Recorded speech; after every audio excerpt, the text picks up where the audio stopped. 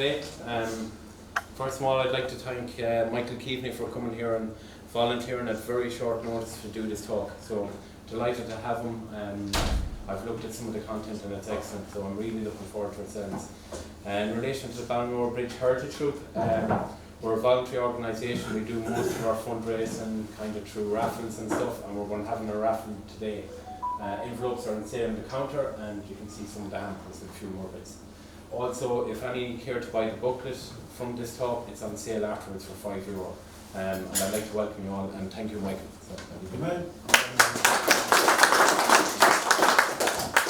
Right, thanks, Matthew, for the introduction and inviting me as well to give the talk on behalf of the Heritage Group and all of you for coming along. So yeah, so you can see the title of the talk is. Michael, there's two people coming there. Just give them. Oh, one there. Don't let him get out of the way. Oh, stop. So the title, keep going, Jerry. Yeah. So the title is, as you see, the Ballinamore Bridge Old IRA and the attack on the RIC Barracks. So I suppose you might ask, why was there an RIC Barracks here in the first place? So back, if you look at any old map, you see the Ballinamore, that the 18th, 19th century. Ballinamore is actually on it. Whereas if you look close at it, you'll see Ballinamore, you'll see Mount Talbot, you don't see Ballygar. So and the reason is comes back from the name. Ballinamore, or the mouth of the Great Forge. So it was a critical spot where you could actually cross the Shivan. You could ford the river, even in the winter floods. And similarly in Mount Talbot, you could actually ford the Suck in the winter floods. So if you were bringing an army from, say, Roscommon to Galway or whatever, you have to cross at those points, those critical points. So they were, strategically important. So that's why a barracks was built here. Many years ago, and sometime later the courthouse came along.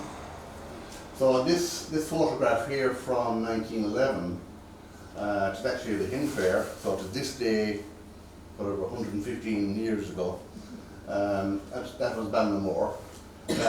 So a lot hadn't changed. The buildings are pretty similar. So the front of the building to the right is actually where we are now, and back then it was called Taylor's Pub. The RIC Barracks was in over to the left. You can see an archway there and beyond, so all the way back from that archway was the barracks. And then further over another bit was the courthouse. The courthouse itself was in a separate building. So Ballinamore at that time was one of the main centres of administration. It's the place you had to come to if you wanted to get a dog license or multiple things, go to have court sessions and so on.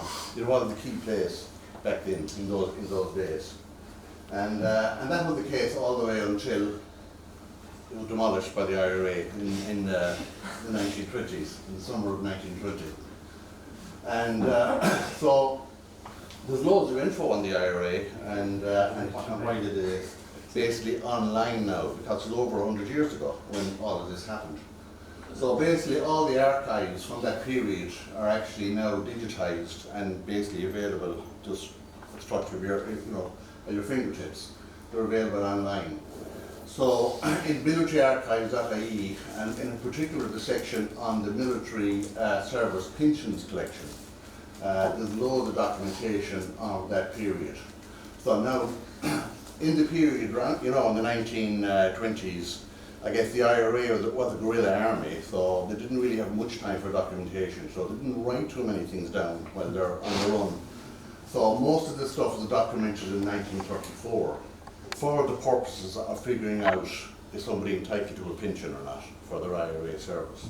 So an awful lot of the documentation happened, 10 years and more after the event. So the main documents you'll find the information is in the brigade activity reports and also the nominal rolls, which gives you the lists of who was the member at a particular time. Now, so the pensions committee then defined two critical dates to define whether you're a member or not. And you had to be active within 3 months of those dates to be on the list. And if you're not, you weren't on the list, and you had no hope of getting a pension. So, the first day was marked was at the end of the War of Independence, or the start of the truce. So if you were active in the IRA in the 3 months up to that, you could make it to the list. And the second critical date was actually the start of the Civil War. So serving, if you're on the anti-treaty side as well, you would also get a pension if you're served at that time in the Civil War. So of course this was all decided in the 1934 Act. So anyway, in that documentation, you give you a lot of insights in how the IRA is organised on the ground as well, and basically across the country. But so basically, it was kind of organised on a kind of a parish by parish level. So each kind of village or parish might have, be organised into a company, and then you'd have a group of companies like, Newbridge Company, Ballinamore Company, Calthra Company. A bunch of them were grouped together then to form a brigade, and the brigades are usually possibly a district or an electoral area, like Montpellier was our electoral area. And then we would have fallen under East Galway. Sorry, that's the battalion. A group of companies formed a battalion, and then a number of battalions then would form a brigade. And a brigade is like maybe half a county or a third of a county, depending on how big the county is. So that starts of a level. And so basically, in East Galway Brigade, you'd have Montpellier Battalion, you'd have Ballinasloe Battalion, and so on, forming that. And then it so happened Ballygar was a battalion and also a company. It was actually part of the South Roscommon Brigade. So the Ballygar company would report up through a different kind of command structure to, say, Ballinamore Company, who reported up through Montpellier to East Galway.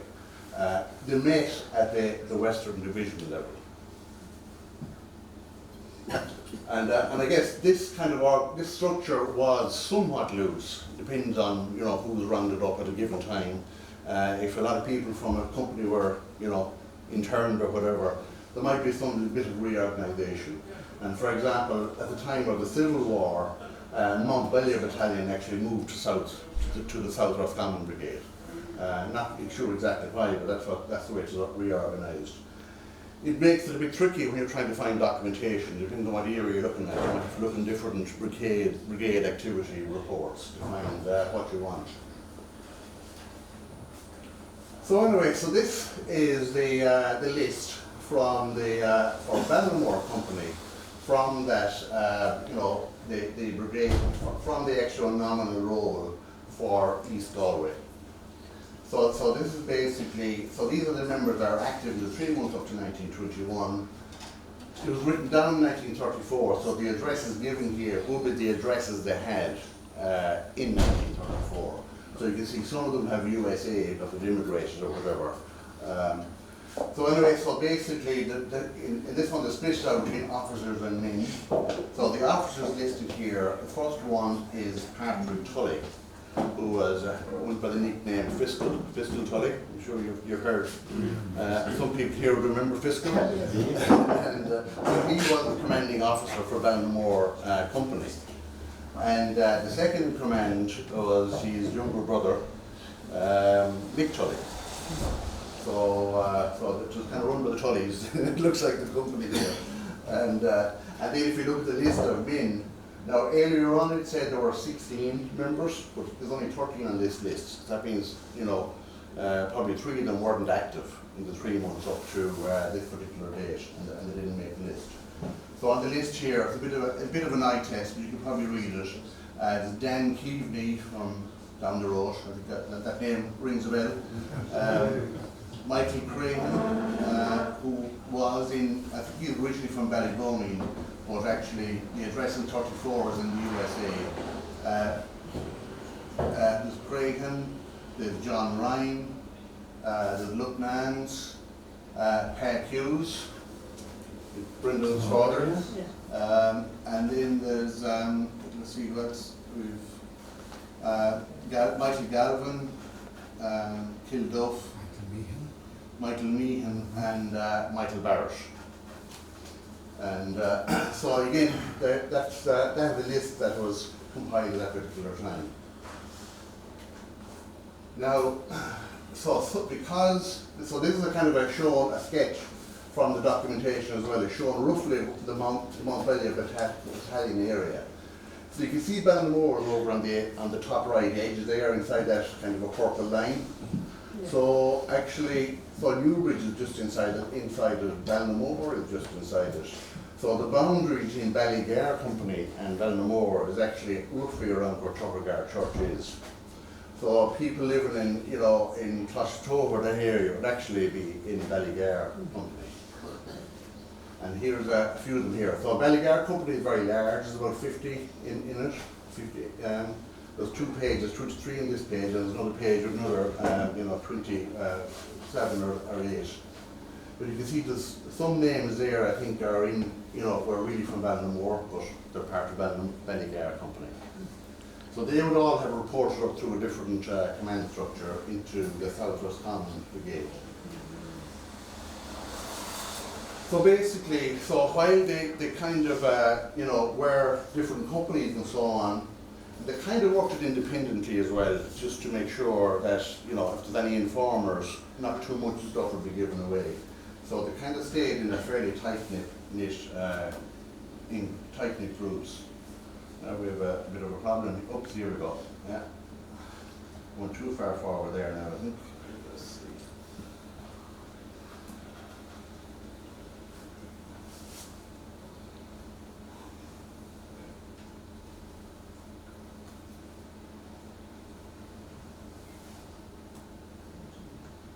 This thing is giving a little bit of struggling a bit with the controls. Much neighbours.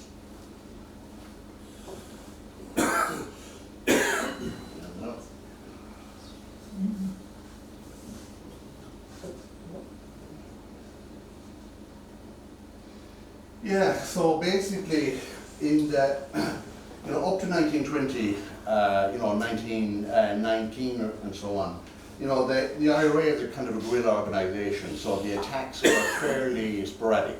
They would raid RIC barracks and so on, mainly to get arms and ammunition and stuff. So by the end of 1919, most of the RIC kind of moved into larger areas, so they're better protected. And the Black and Tans also arrived on the scene. So the barracks that were there were fairly heavily protected. Now, they would have evacuated out of some of the smaller barracks then. And anyway, there's a campaign that basically Michael Collins initiated back in 1920 he kind of coordinated across the whole country to basically try to cripple the British administration by targeting, courthouses, barracks, tax offices, everything to do with, British rule in the country. And the idea was to kind of enforce a public boycott of British law, destroy all the records, and also they wanted to, establish and set up their own Dáil courts. So, get rid of the British courts, have their own Dáil courts. And there was huge public support for this as well. So then basically, so as a national strategy, so here locally then, a plan was made to destroy the courthouse and the barracks here in Ballinamore. And that plan was to try and do that during the summer of 1920. So I suppose, so they had to put the plan together, and I suppose a good thing was the barracks itself was mostly evacuated, because most of the RIC had actually moved and they were concentrated in Ballygar barracks. There was a sergeant and his family still here. And the other good thing, I suppose, that the Black and Tans, while they were in the area, they were based down in Mount Talbot, so they were, a good 5 miles away most of the time.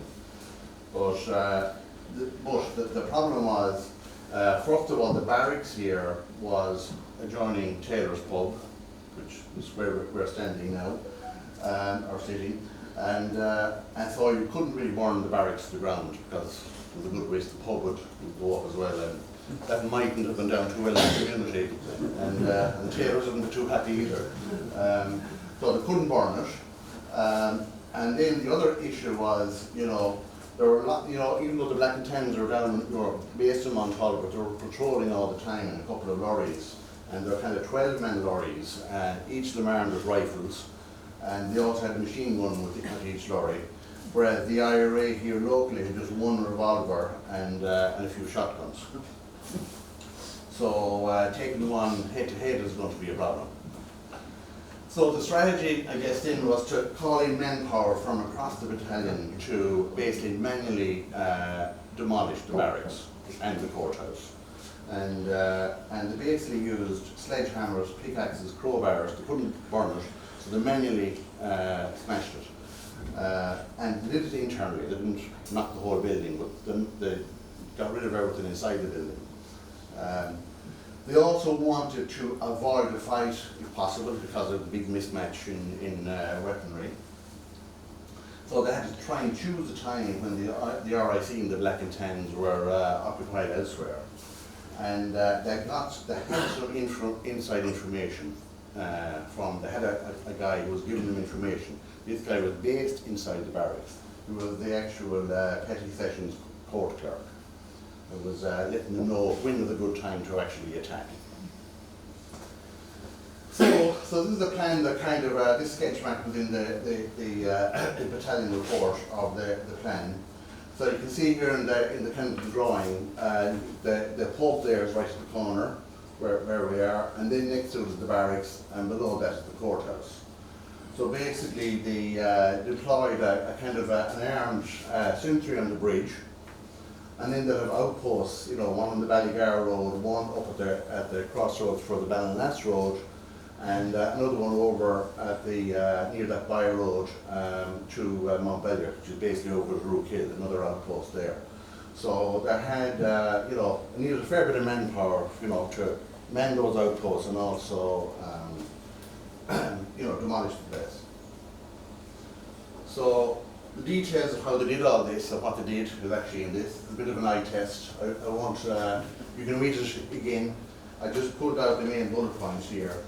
So what they did was, they moved the sergeant and the family over to a neighbouring house, very likely Mannion's, possibly, across the road. And then 30 men, it took 30 men 2 hours to basically demolish the courthouse and barracks. And at the end, when they're more or less finished, one of the reports said that a lorry load of Black and Tans came along, but they finished the job at this stage. It was dark. The Tans opened fire, but they didn't return fire, so they didn't want to give away the position in the darkness. So they managed to escape safely, you know, through back roads and so on. And there were about 40 people involved in total. From across the whole, you know, Montpellier battalion area. So some of them will recycle as far as Minla and so on over to here, probably carrying sledgehammers with them and so on, and a shotgun or two if they had them as well. So they escaped, and they basically the barracks, the courthouse, and all records. They took away all the records and burnt them, all the court records. So they burnt them. They didn't want to burn them on the premises, so they burnt them elsewhere. So, so then the other question, I was wondering, who was the actual, what's the name of the spy they had in the barracks? So the court clerk had an office in the barracks, and this directory, Tom's directory, lists all the court clerks across the country for different courthouses. You can see here, the name for Ballinamore is James F. Kelly. So I don't know who that is, or which Kelly it is. There are a good few Kellys around here, so it could be any one of them, but that was the name of the clerk anyway, who very likely was the one that gave them the info as to when the best time to attack.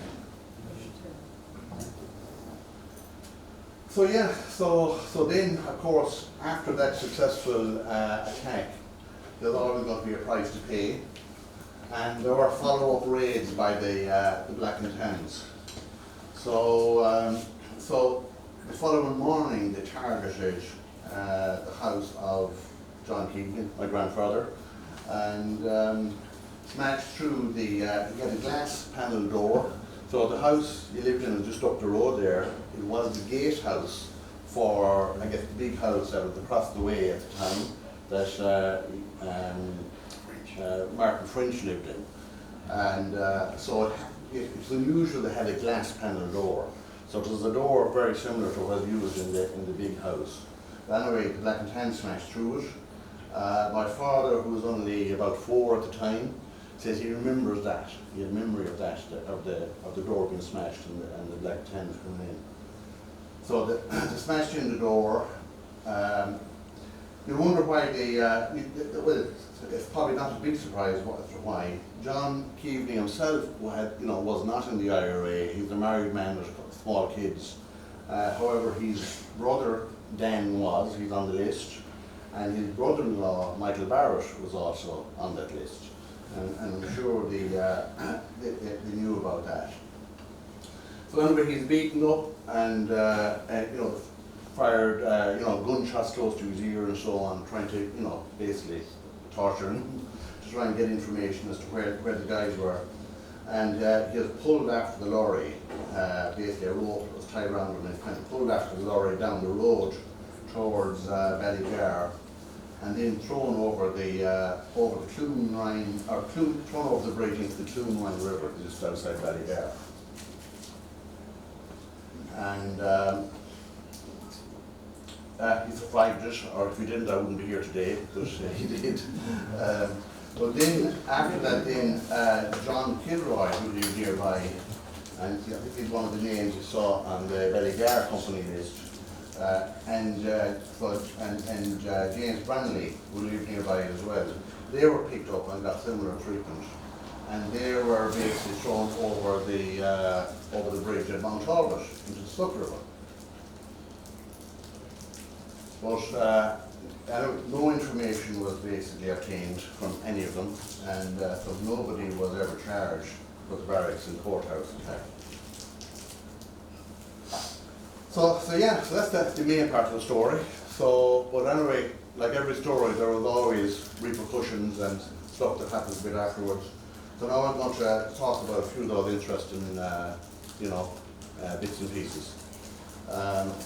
So one is the Tullys from Riversdale. We saw that Fiscal and his brother Mick were officers in Ballygar, or in Ballinamore Company.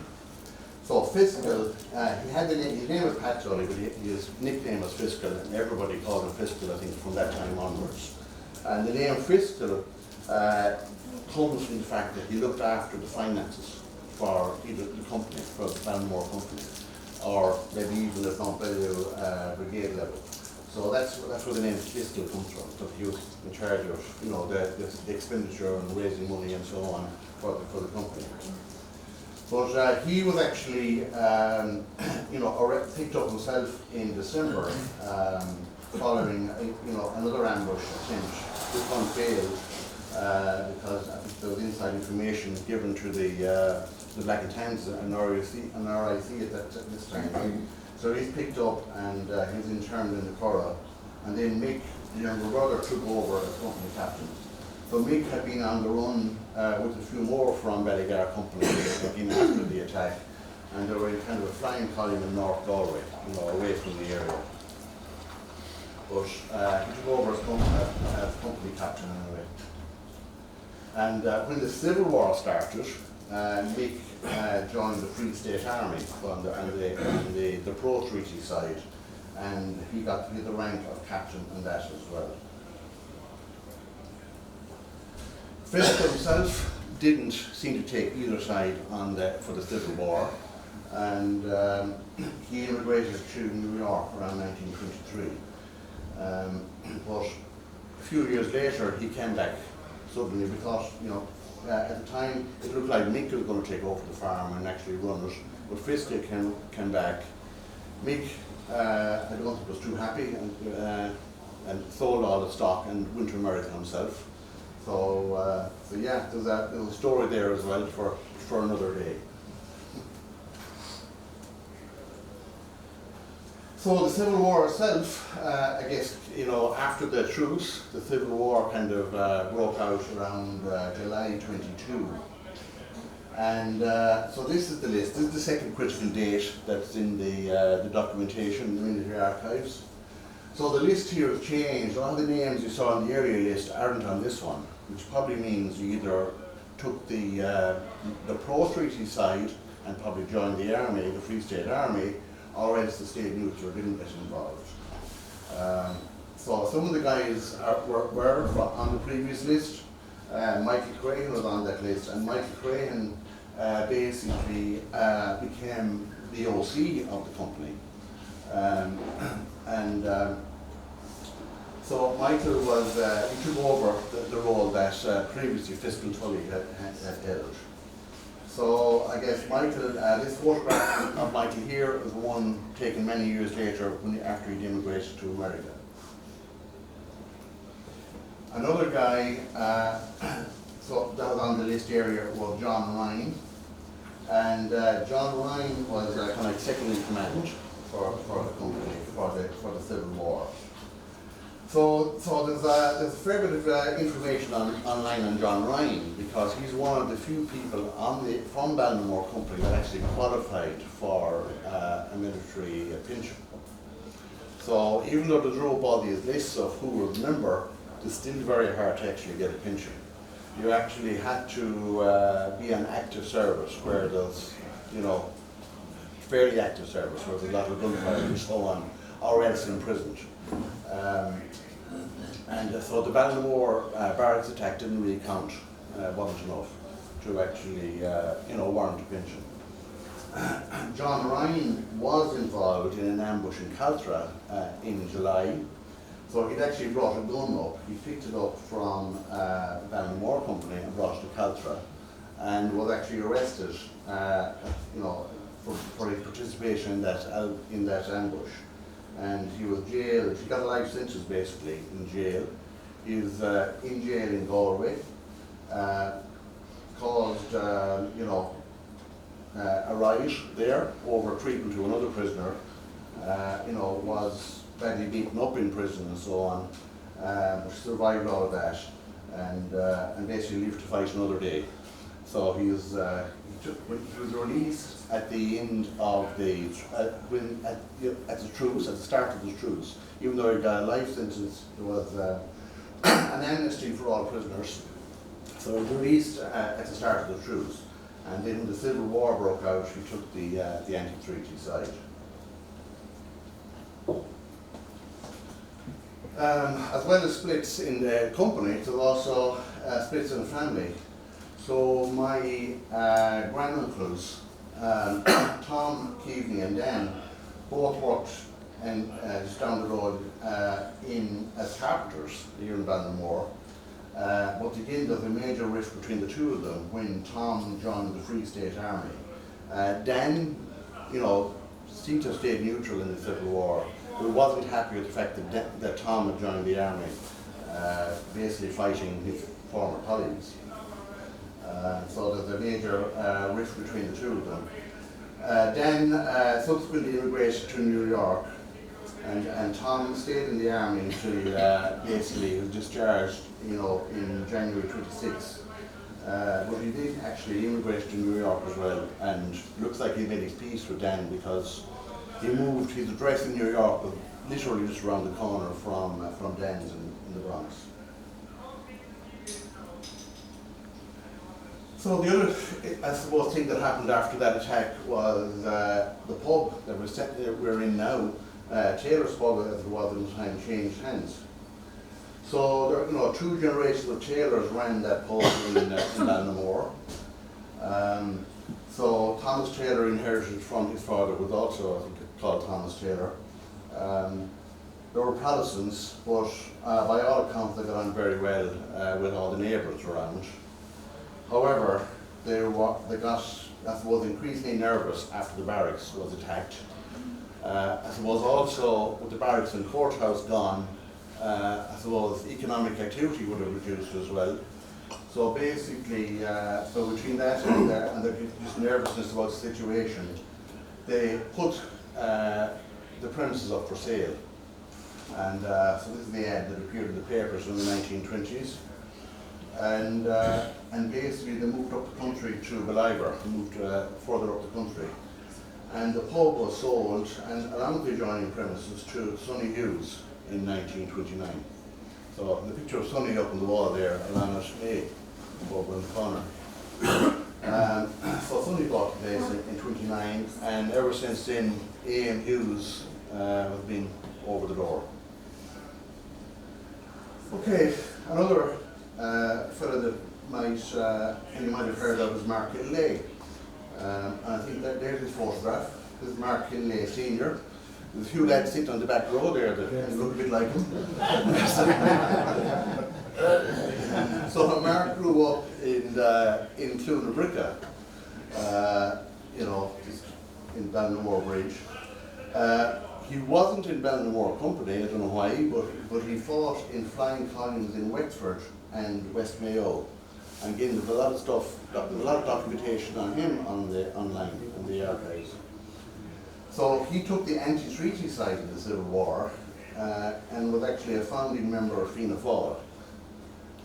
And he was elected to Dáil Éireann as the TD for this area in 1927. And back at that time, you had to take, you know, what Fianna Fáil called an empty formula, which is the oath of allegiance to the king, to enter the Dáil. So they took it as an empty formula and entered the Dáil. And when they got into power, they abolished it in 1932. But anyway, that's Mark. And the reason why I brought him up here is that he actually rented accommodation and office space just around the corner where the courthouse, where the barracks actually was originally. So it's kind of a bit ironic, the former IRA man moving into where the RIC lived. And so his TV offices are there as well at that time. So, and he lived there for you know, a lot of the 1930s, which is a fairly active time in local politics. So Mark Keaveney and Fianna Fáil would be kind of on the more, you know, the Republican side. There were, you know, Pat Hughes would be on maybe the blue shirt side, and I think between both groups used to have some animated discussion, we'll say, during the 1930s. And but yeah, there's a story there as well. I'm sure plenty of them. So this photograph actually, you know, is an interesting one. It has a lot of echoes, I guess, to what's happening in the national picture at that time as well. So it's actually a picture of Mark Keaveney's car outside the RIC barracks. You can still see the bars on the window behind it. The car itself is a Ford Model A, which was manufactured in Fords in Cork, who set up their factory, the first factory outside America in Cork in 1917. So that car was made there. The tyres, we think this is around 1936. The tyres were probably made in Dunlops in Cork, which had set up their factory in 1935. So if that's a new car, the tyres are made in Cork as well. And then the people in the picture, I guess the woman to the right there is Doty Keaveney, who would be Mark's sister, and she's minding Mark's two older children, Craic and Maura, I think. So there she's minding those. So they would be the older siblings of Mark Keaveney Jr., or Mark Senior as he's known, to distinguish him from Mark Senior. So, and Mark Keaveney Jr. was TD and MEP in the 1980s, 70s and 80s, and probably even 90s actually for MEP as well. And then lastly, the girl in the centre in the dark clothes was my aunt, Molly Keaveney. So she was about 17, I think, at that time, and she died a couple of years later, 1939, from TB, which is a major scourge, in the country at that time as well, until it was eradicated in the 1950s. So yeah, so there's a lot of things in that photograph. So now I'll talk about black and tan medals. So these are awarded kind of back in the 1940s and 50s to people that had served in the, between 1917 and 21. Now, if you'd already qualified for a pension, an old IRA pension, you automatically got a medal. But if you didn't get the pension, you had to apply separately. So here you can see the, I don't know if you could read it, but it's the application for Michael Barrett that was basically approved by the, Crystal Tully and the Montpellier Battalion guys. And the note here, the applicant was company quartermaster for that period. So Michael Barrett was the quartermaster for Ballinamore Company. And so most of the guys in the company did apply for medals and they got them. Some, especially the ones that went to America, didn't bother because there was no record of them applying anyway. And that's the medal there. That's known as the black and tan medal, or the 1970 to 21 service medal. So here it is. Here's the actual medal itself.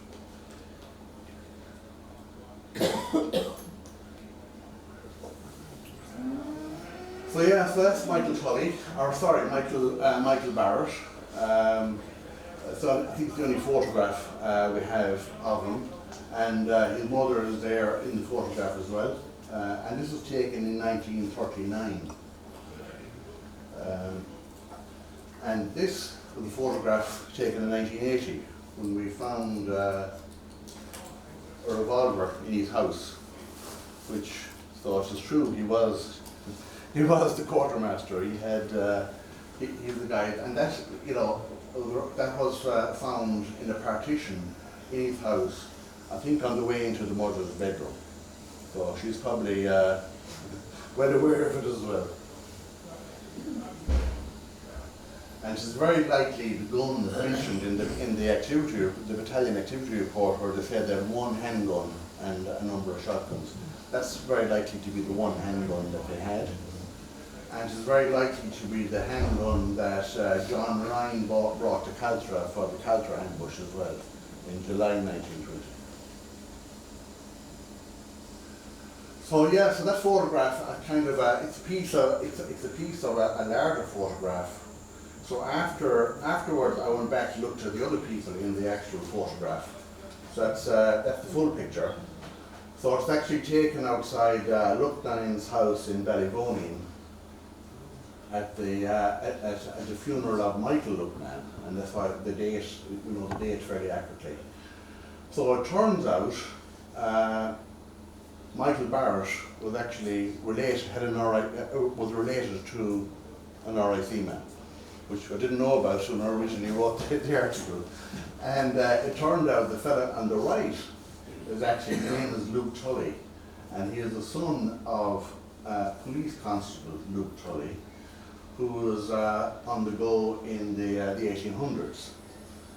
So he was born, in Ballinamore in 1824. He joined the RIC just after the famine in 1849 and transferred to Limerick first and then to Cork. So he spent most of his time in Cork. He retired in the 1870s, and there's actually a write-up about him in the Cork Examiner, which is so, it looks like he was a fairly popular guy in the community at the time. But it's kind of, again, ironic that Michael Barrett and himself were related. So the IRA men on one side and the son of the RIC men on the other side. So at least it's good to see that they seem to have, made their peace you know, within 20 years later, although they are on opposite sides of the photograph, so maybe they're not fully at peace, but at least they're close together.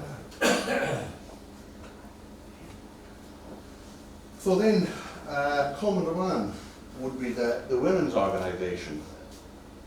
So again, I searched the archives, I couldn't find any, there is stuff on Cumberland, but not an awful lot.